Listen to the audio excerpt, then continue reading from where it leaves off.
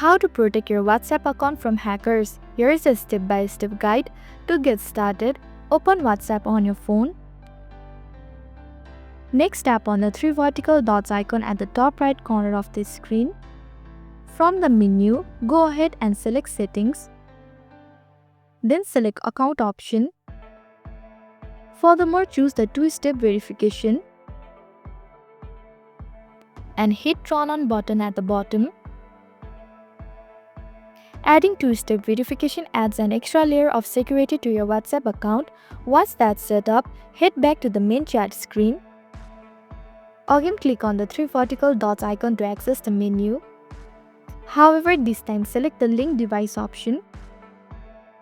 Here you will see a list of all the devices that are currently linked to your WhatsApp account.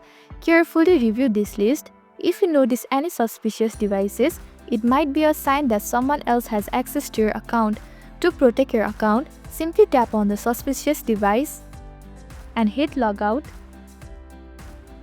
By enabling the two-step verification and regularly reviewing your linked device, you can keep your WhatsApp account safe and protected from hackers. That's it. I hope this video helped.